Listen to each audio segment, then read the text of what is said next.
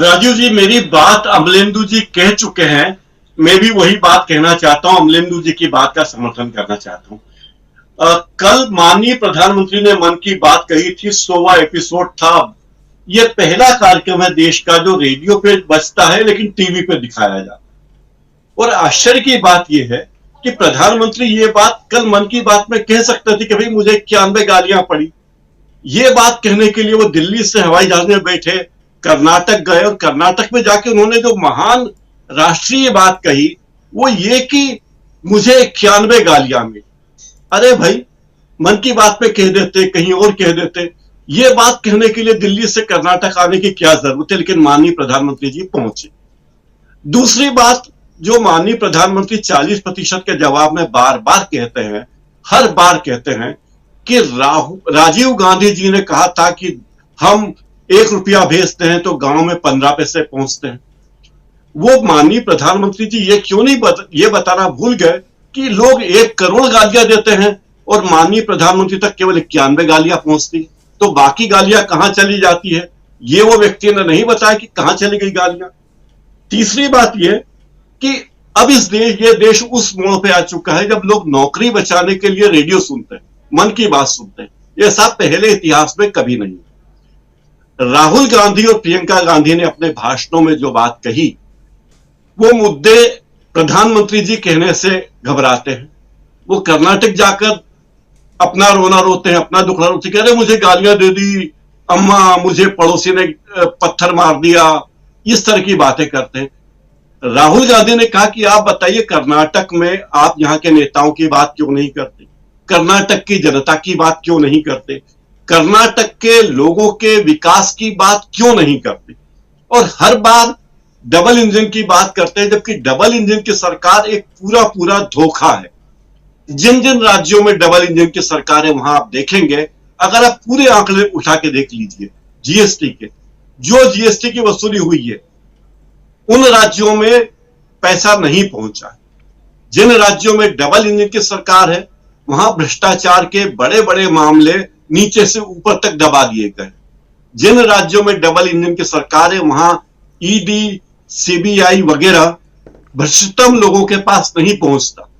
तो ये double engine की सरकार इस देश के लिए एक बहुत बड़ा कलंक है।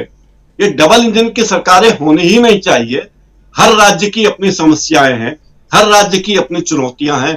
पूर्वोत्तर की अलग चुनौतियां हैं, मिजोरम की अलग चुनौतियां हैं, कर्नाटक की अलग चुनौतियां हैं। तो ये क्या बात। एक और बात, जिन राज्यों में डबल इंजन की सरकार है वहां के मुख्यमंत्रियों का कद आप पाएंगे राष्ट्रीय स्तर पर बहुत ऊंचा है। चाहे नीतीश कुमार हो, चाहे ममता बनर्जी हो, चाहे नवीन पटनायक हो, जहां जहां गैर बीजेपी की राज्य सरकारें हैं वहां के मुख्यमंत्रियों का कद देखिए, और जहां डबल इंजन की सरकार है वहां के मुख्यमंत्री और कैबिनेट के देश के कैबिनेट मंत्रियों का कद देखिए। उनका एकमात्र काम है हर ट्वीट को जो प्रधानमंत्री के कार्यालय से होता है उस ट्वीट को रीट्वीट करना और जय जयकार करना। तो यह सब बताता है कि डबल इंजन की सरकार कितना बड़ा धोखा है। इस बारे में भी कांग्रेस को मुद्दा उठाना चाहिए कि जो बार बार डबल इंजन कहते हैं, डबल इंजन एक बहुत बड़ा फ्रॉड है। डबल इंजन कुछ भी नहीं है। संविधान में प्रोफेसर अखिल स्वामी बार बार कहते हैं बात कि संविधान में इसी कोई व्यवस्था नहीं कि डबल इंजन की सरकार बहुत बड़ी कोई बात है, अच्छी घटना है। लेकिन फिर वही बात है, दरअसल बीजेपी के पास कोई मुद्दे हैं ही नहीं। बात किस पे करें, वो ये तो बता नहीं सकते कि नोटबंदी में कितने लोग मरे, उनकी लिस्ट किसी ने भेजी नहीं, या कोरोना काल में कितनी मौतें हुई, अकाल मृत्यु, वो उसका आंकड़ा किसी ने प्रधानमंत्री तक नहीं पहुंचाया, या कोरोना काल में जो मजदूर बेचारे भीड़ बनकर अपने अपने गांव की ओर लौटे और रास्ते में काल के गाल में समा गए, उनके बारे में कोई जानकारी हमारे माननीय प्रधानमंत्री को किसी ने नहीं दी। हमारे प्रधानमंत्री को लोगों ने यही बताया, बार बार बताया कि अरे साहब आपको गाली दी जा रही है, और प्रधानमंत्री इस बात से बहुत क्षुब्ध हैं। प्रियंका गांधी ने यह बात बता दी कि अरे मोदी जी आप बताइए, बोली तो सही। और प्रोफेसर अखिल स्वामी ने कहा कि एक प्रोफेसर को भी कितनी गालियां मिलती है इस देश में। हम और आप जो कार्यक्रम कर रहे हैं, आप देखिए कितने लोग हमारे कमेंट बॉक्स में आकर हमें प्रेम पूर्ण संबोधन दे रहे हैं। तो ये सारी बातें बड़ी हास्यास्पद है। प्रधानमंत्री मुद्दे को कहां ले जाना चाहते हैं? प्रधानमंत्री हर बात पे यही कहना चाहते हैं कि देखियो मुझे गाली दे दी, मैं तो बहुत महान हूं, डबल इंजन की सरकार। डबल इंजन की सरकार गुजरात में इतने साल से, गुजरात में आम गरीब आदमी का क्या भला? गुजरात में केंद्रीय विश्वविद्यालय गांधीनगर में हिंदी विश्वविद्यालय है, उसको कितने साल तक, 1.5 दशक तक उस विश्वविद्यालय को, केंद्रीय विश्वविद्यालय को सरकार ने जमीन आवंटित करने के बाद भी जमीन नहीं दी, क्योंकि डबल इंजन की सरकार है। वहां का मुख्यमंत्री, वहां के कुलपति में ताकत ही नहीं कि वो कह सके कि माननीय प्रधानमंत्री जी, हमारे राज्य में केंद्रीय विश्वविद्यालय को जमीन आपने घोषित की है, जमीन आवंटित की गई है, जमीन पर कब्जा दीजिए। क्योंकि राज्यों में अगर डबल इंजन की सरकार है तो मुख्यमंत्री एक गूंगी गुड़िया से कम नहीं होता, एक पुतले की तरह होता है जिसका एकमात्र काम, आप देखते हैं गाड़ियों में और कई जगह गुड्डा होता है जो मुंडी हिलाता रहता है, तो मुख्यमंत्री का काम वही होता है कि मुंडी हिलाता है। और प्रदेश के अखबारों में जो पहले पीछे बड़े बड़े विज्ञापन छपते हैं, उसमें सबसे पहले माननीय प्रधानमंत्री जी का मुखौटा का चेहरा वहां अंकित करवाता और बीच में अपना फोटो पीछे जी करते हुए।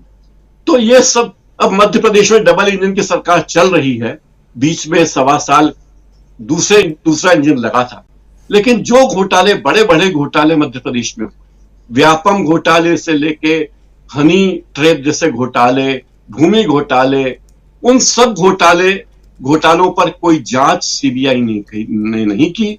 जितने बड़े बड़े भ्रष्टाचार के मामले चलते रहे, जैसे अडानी साहब पूरे देश में राष्ट्रीय स्तर पर हैं, मध्य प्रदेश के स्तर पर डी कंपनी है, तो दिलीप सूर्यवंशी जी नामक एक उद्योगपति, उनकी कंपनी है, और उस कंपनी को कितने फेवर हो रहे हैं। डबल इंजन की सरकार का एक और अर्थ है, वो ये कि माननीय गृह मंत्री के बेटे जय शाह की तमाम कंपनियां या उनके शुभ चिंतकों की कंपनियां, कहा जाता है, इसकी कोई पुष्टि मैं अभी नहीं कर सकता, वो तो ईडी कर सकती है, कि उनके मित्रों की कंपनियां पूरे देश में जहां जहां बीजेपी की सरकार है वहां बड़ी फल फूल रही। बड़े बड़े ठेके, चाहे मेट्रो बनाने का काम हो, चाहे सड़कें बनाने का काम हो, चाहे बड़े अस्पताल, बड़े प्रोजेक्ट, वो सारे उन्हीं लोगों को दिए जा रहे हैं। क्योंकि डबल इंजन की सरकार का फायदा यह है कि जो दिल्ली में 2.5 लोग सरकार चला रहे हैं, उनका और उनके शुभ चिंतकों का सारा काम अच्छा। राहुल गांधी और प्रियंका गांधी ने बिल्कुल सही जगह निशाना साधा है, और मुझे लगता है कि राहुल गांधी ने भी वो बात पकड़ ली है। और उन्होंने बड़ी दिलचस्प बात कही कि 40 के अंक से हमारे माननीय प्रधानमंत्री जी को बड़ी मोहब्बत है, बीजेपी के लोगों को बड़ी मोहब्बत है, 40%, 40 का अंक। तो मैं आपसे गुजारिश करता हूं, कर्नाटक के मतदाताओं से राहुल गांधी ने गुजारिश की कि मैं चाहता हूं कि आप लोग बीजेपी को कर्नाटक में 40 के आंकड़े तक सीमित कर दें और कांग्रेस को 150 सीटें दें, ताकि बीजेपी के लोग पैसे से सरकार का अपहरण नहीं कर पाए, सरकार को किडनैप नहीं कर पाए। तो राहुल गांधी के संदेश बहुत स्पष्ट है, साफ है। नरेंद्र मोदी से तगड़े जुमले वो सीख गए हैं और जनता की भाषा में बातें करते हैं, जनता की भाषा में उन्होंने अपनी पार्टी का एजेंडा बताया। इन सब बातों से मुझे लगता है कि आप देखिए, जो गोदी मीडिया कहा जाता है, कुछ बड़े चैनल हैं, उन्होंने एक चैनल ने तो गोदी मीडिया में बैठ के तैयारी शुरू कर दी किस तरह बीजेपी के पक्ष में आंकड़े बताए जाएं, जबकि दूसरे चैनलों ने स्पष्ट किया है कि बीजेपी की सरकार कर्नाटक में नहीं आने वाली। राजीव जी। जी बिल्कुल, बहुत कुछ, बहुत सारी बातें आप यहाँ रख रहे थे, और साफ यहाँ दिखाई दे रहा है कि ये कर्नाटक का चुनाव देश का चुनाव हो चुका है।